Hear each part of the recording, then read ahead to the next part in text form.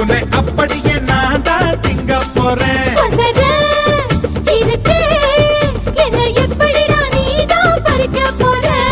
அணிலாக மாறினான், அழகாக தாவினான், அங்கங்க உன்னை கடிக்க போற.